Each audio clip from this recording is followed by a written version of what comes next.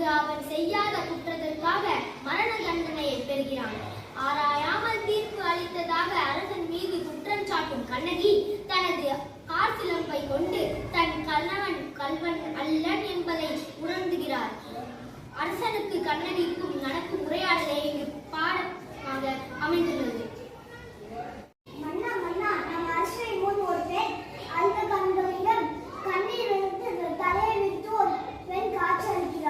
அப்படியா?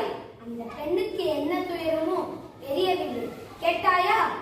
நான் கேட்டேன் மன்னா, ஆனால் அதை உங்களிடம் மட்டும் கூறுவேன் என்று கூறுகிறார்.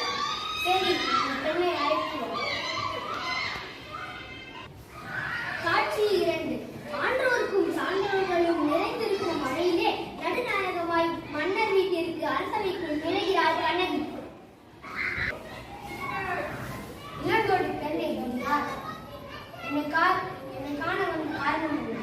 ஆராயாமல் நீதி வழங்கிய மன்னனே, என்னையா யார் கேட்கிறாய்? சொல்கிறேன் கேள். உலகம் இயக்கும் வண்ணம் ஒரு புறாவிற்காக தன் உடலை கொண்ட சிறிமகனை பற்றி நீ அறிவாயா? பசுவின் கண்ணை தேர்காலில் விட்டுக் கொண்ட தன் மகனை அதே தேர்காலில் விட்டுக் கொண்ட மனைவி சோழனை பற்றி நீ அறிவாயா? நான் என்ன கூறுகிறேன், நீ என்ன கூறுகிறாய்?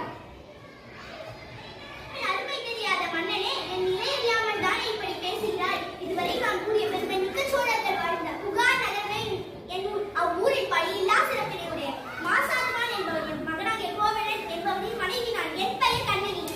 ஓ, இப்போது புரிகிறது. கல்வன் கோவலனின் மனைவியா நீ?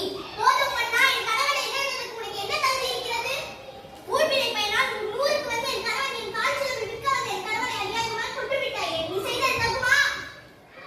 கல்வனை கொல்வது கொடுகோல் என்று. அருமையை தவறிய மன்னனே, தவறு இழந்தது. கண்டிப்பது அறவேற்று நானும் அறிவேன். ஆனால் நீ சொல்வது போல் என் கணவன் கல்வன் அல்ல. அவன் இணைந்திருந்த சிலம்பு அரசைக்குரிய சிலம்பு என்று. அச்சிலம்பு என்னுடையது. அதன் இணை சிலம்பு இதோ என்னிடம் உள்ளது. யார் எங்கே? அச்சிலம்பை கொண்டு வா இங்கு. சிலம்பை பெற்ற மன்னர் அதை கண்ணகியிடம் கொடுக்கிறார்.